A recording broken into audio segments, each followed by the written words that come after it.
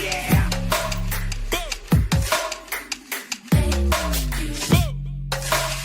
Yeah.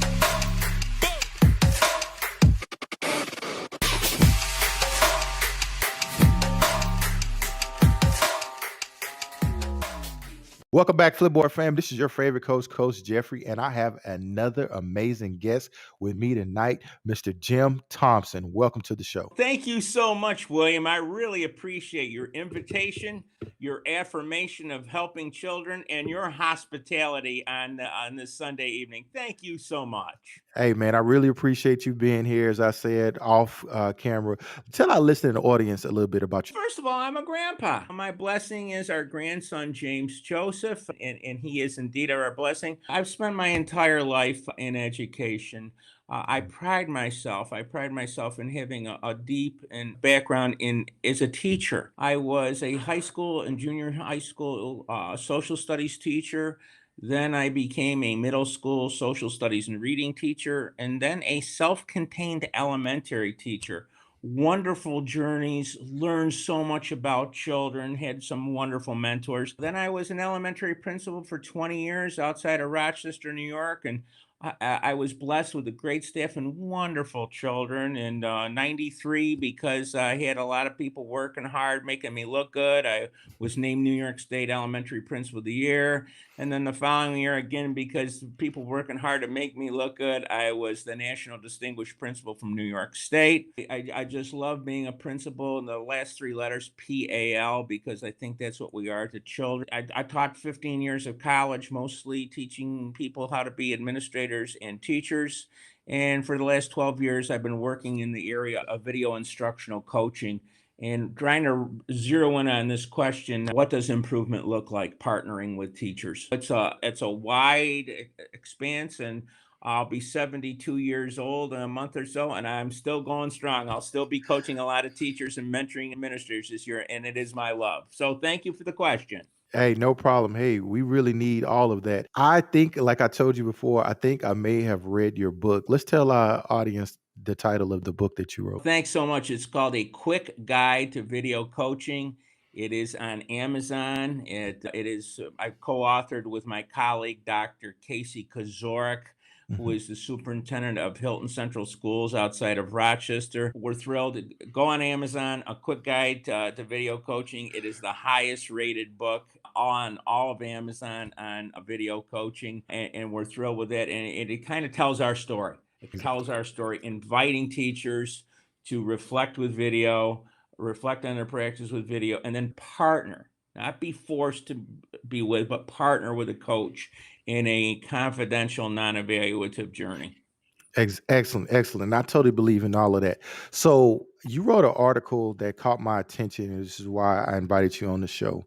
And the title of the article was Grace and Support Through Instructional Coaching.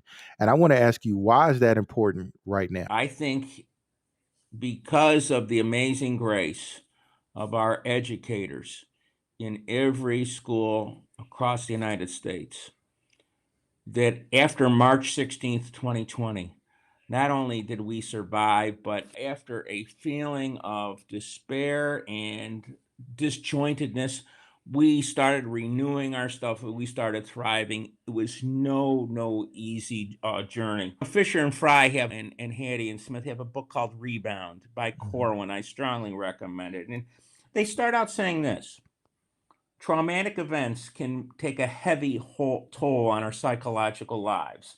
We recognize and respond to the one-time events that devastate our lives: a fire, an injury, the death of a loved one, a violent attack. But less recognizable, even to oneself, is the cost of relentless stress. The pandemic has created chronic long-term stress in our personal and professional lives. And it's still going on. The Delta variant has come back, and there are no vaccines yet for elementary age students. There are, in many school districts across the country, there are battles going on whether to wear masks or not. I think we need to take Jim Knight's, who he's an idol, Jim Knight. And he said, first off, and most importantly, I think people need to get through this time. We need to extend grace to each other, and that includes ourselves. And I think this is what we need to take a pause for and extend grace to ourselves and to each other. I think now more than ever, I think we try to do that every school year. I was an elementary principal for 20 years, and you try to do that every year, but now more especially. Mhm. Yes, paying attention to that specifically, my superintendent, that was our theme for our convocation. So in Texas, we get all of the teachers and school staff and everybody together, and they have this thing called convocation. For those of you who are listening who may not know what that is, they all come together, and the superintendent gives his State of the Union or State of Schools speech. And so our theme this year was grace.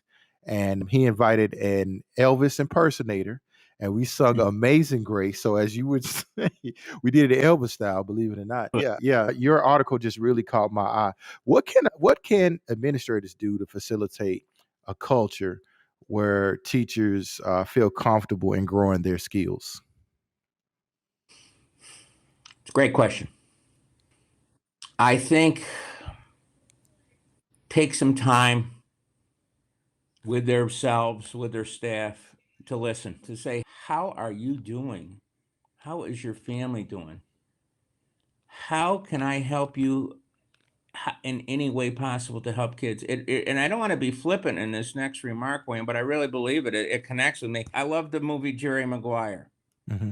And Jerry Maguire says, help me help you. Hmm. Help me help you. And I think administrators, the word principal came from the word principal teacher. And I think in that role of a teacher or partnership now more than ever, and really asking staff, asking children, asking parents, the various constituencies, how are you doing in listening? And how can I really help you? I always try to do it as a principal. I think you do this as an assistant principal, but being really intentional about it this year. There's a Navy SEAL slogan, William. Slow is smooth and smooth is fast. And some places, it is more important for students to get back to normal than it is for people to extend grace. And so some people are rushing to get back to normal. How do you feel about getting back to normal before we apply? I don't think it's going to work. I think it's going to work. There's Reinhold Niebuhr and Bonhoeffer talked about cheap grace. And I don't want to get theological Mhm. this, but we can't have cheap grace. I Yeah. think we got to listen to each other. This is not going to be easy. It's not going to be linear. Different school by school, region by region. Before we're anything, we're human beings. Mhm. We really want to extend that humanity with each other. Because we're in the people business. Yeah. We're here for children. We're here for children. And I think, how do we help children express their voice? How do we help Mhm. children build their agency with traumatic events continuing to go on in their lives? The elementary kids, nobody's vaccinated. They just take a look at the news today, and it is unsettling on a good day. So Alvin Toffler wrote a book called Future Shock many years ago, William, and he said Mhm. that the family is a giant shock absorber. I bet you agree with this. I think school is a family. Yeah. School is a family. And the shocks that we're helping to absorb are unlike any we've ever seen in our lifetime. But that Mhm. doesn't mean we shy away from them, but we partner together, we join in grace to each other so we can work these out to the best that we can for each other and mostly for children. Exactly. I agree with that. So how can teachers use video to support a culture of growth? I love the question, William. I love the question. Jim Knight has got 5 simple truths, William. And the first one is, we don't know what it looks like when we do what we do. We don't know what it looks like. We Mhm. just don't. And I'm going to suggest that this is real easy, William. This is really, all you need to do is take this out, take your phone out, Go ahead. and and video 8 minutes of yourself. Video 8 minutes. You don't have to show it to anybody. You don't have. It's called a selfie. It's part of our coaching 100 piece, and Mhm. you just look at it and you reflect on it, and I'll bet you find at least one goal that you'd like to work on that would make an impact with kids. Now, if you don't want to do anything more other than you're trying to work on it, fine. But then I encourage you to work with a trusted colleague or maybe a coach, and you say, hey, I've looked at a video of myself and here's a goal that I want to work on. Can you help me? Are there strategies, mindsets that would help me get there? And then have this conversation. Whoa, right now I think it's maybe a 5 out of 10. And what would it look like if it were a 10? And most importantly, William, with this goal, what would the students be doing differently if it were a 10? You don't need to bring in people from Topeka, Kansas as PD. You can do this right there. I have a favorite term in our coaching workshops. The answer is in the The room. building. Yes. It's Yes. in the room. We Yes. just have got to allow people time and opportunity to do that. Am I right? Yes, you are What do you think? 100% right. Yeah, I love that. I love that. And so I think an old principal of mine stole your quote because he used to say that all the time. That exactly what you just said. So, how would we introduce this to a staff using videos to improve teaching and learning during the pandemic when we're supposed to be extending grace? There's improvement that has to happen. How do we go about rolling that? I'll tell you, William, I think most people have already done it. As I talk about in the article, I think if there is some silver linings to what has happened in the last 14, 15 months with distance learning online, many teachers have already started using video. Maybe Mhm, they've never used it before, but all of a sudden now they've got on Zoom and Flipgrid and this and that and Pear Deck and whatever. And all of a sudden, wow, I've got to make videos. I've got to show videos. I've got to take this idea of a video and then transfer it to my instruction.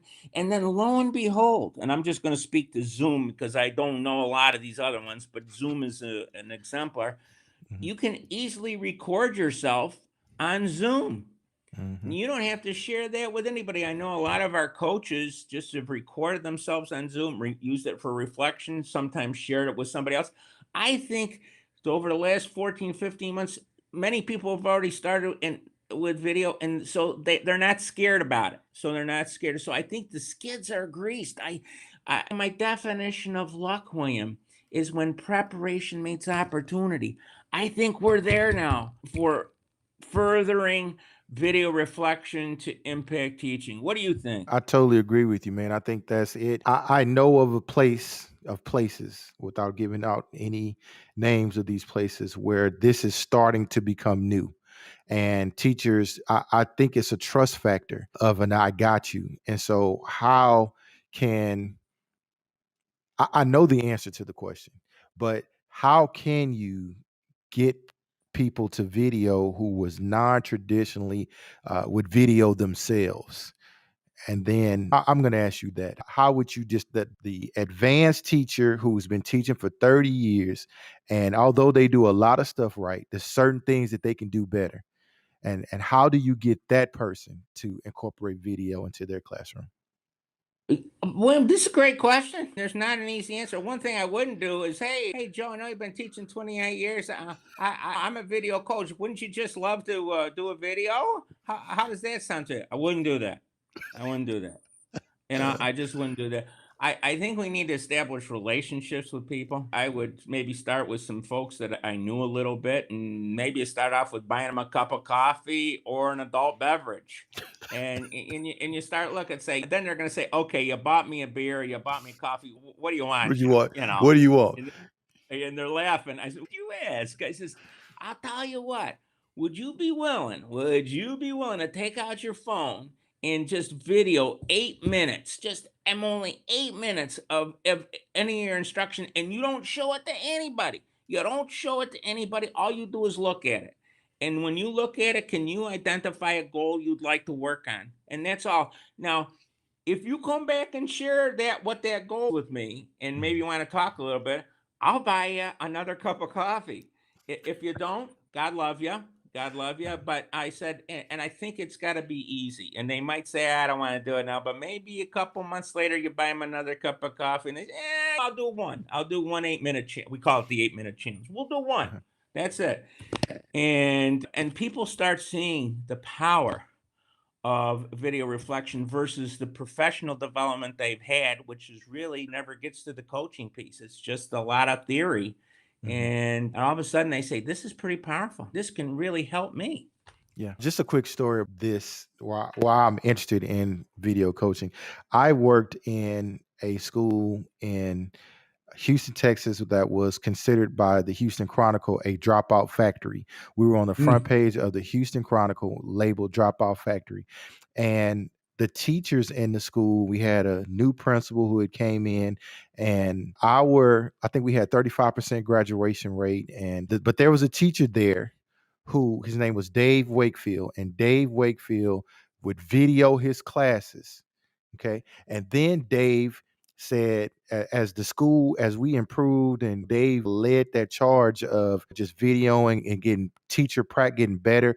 Now he's the CEO of Sydney. He started Sydney from there. Yeah. So I worked with Dave, and I saw how kids would brag about his teaching when they would come to my class and I couldn't teach.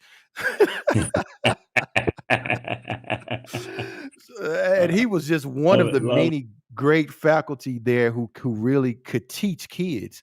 And of course, we ended up getting really good at the high school. And 2 years later, we had a 89% graduation rate in a very low socioeconomic Wow. neighborhood. But yeah, those Beautiful. transformations, and I'm a believer in video because I saw it work. Yes, yes, yes. Bravo, Yeah, bravo. yeah. I just threw my story in there. I took over the Love interview. it. I'm I sorry. love it. I love it. I love it. I love it. It's right. It is transformational. Yeah. It's responding to the question, what does improvement look like? I'll tell you what it doesn't look like. I wrote an article for this think tank in Minnesota, Mhm. Third Eye Education, great people. And I said, and I was a principal for 20 years. I was the New York State Elementary Principal of the Year, and I was the National Distinguished Principal from New York. Mhm. I continue to mentor a lot of principals. I taught principals at the graduate level in their admin, and I revere the principalship. But you go to John Hattie's research, and I'm going to tell you three things that I think is something ain't right. Mhm.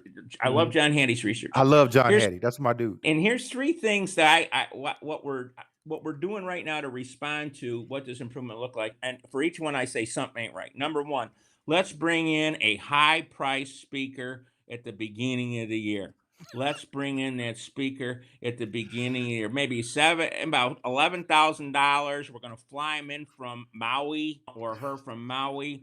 And I'll tell you that you spend a lot of money. Go to Hattie on his learning drivers.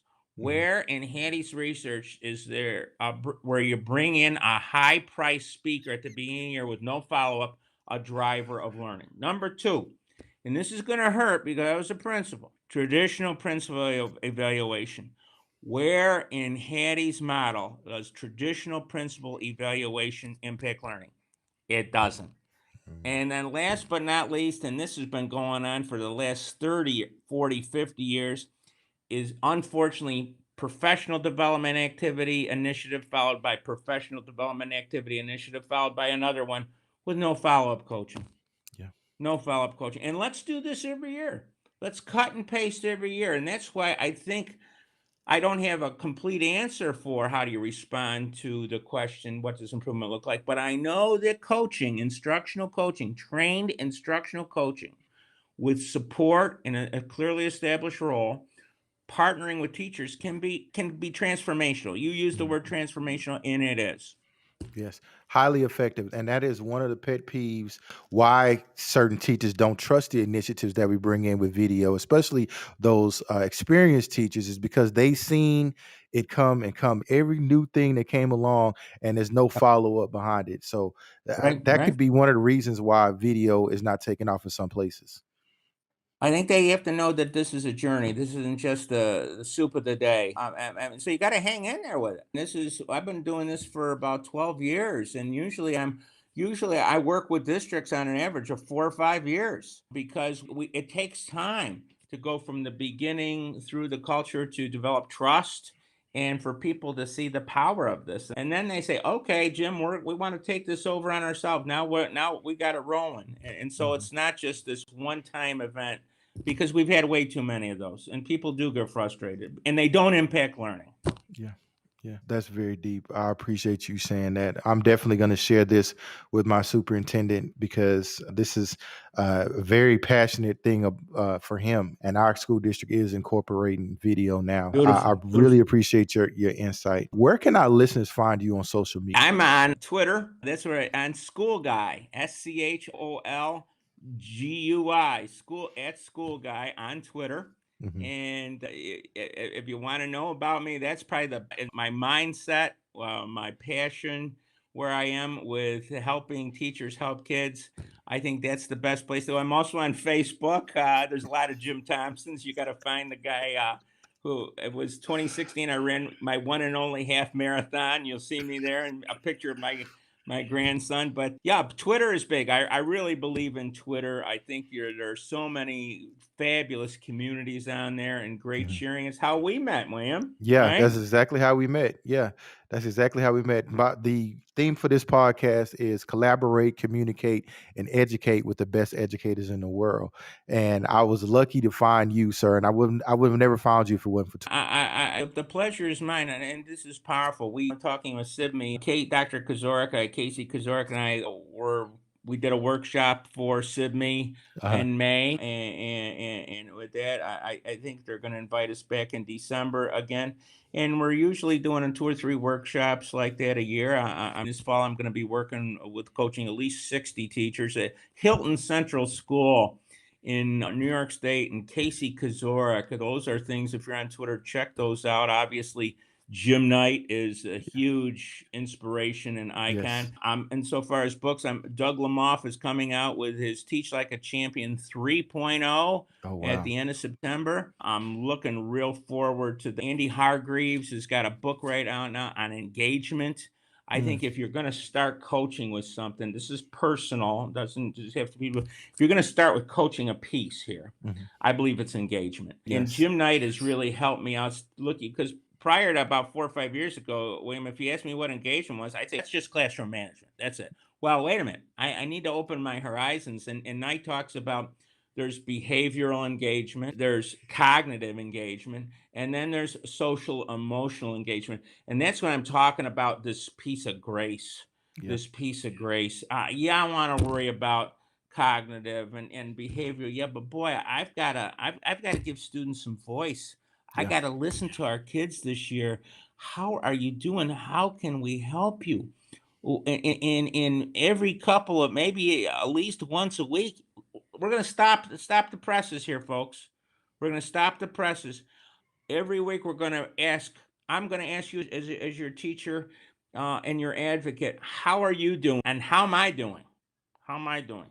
And we're going to listen to each other, because we should do this anytime, but these are tough times, and we want to be together with this, pulling in the same direction. What do you think, Wayne?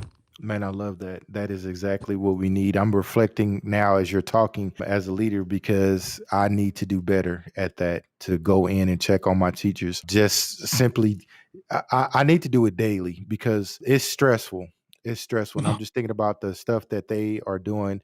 Our students have been out for about 17 months, and we have students there are students at my high school who are juniors who have never stepped foot on campus. Oh, Yeah, and the fact that we have a pretty decent amount of students in poverty, and with just that's those other factors, and then we have teachers who have loved ones who are sick, and with the mask and no mask, and those yes. situations. Yeah, I really, as a leader, need to pay more attention to the smooth things that you said. Yeah, I'm just self-reflective.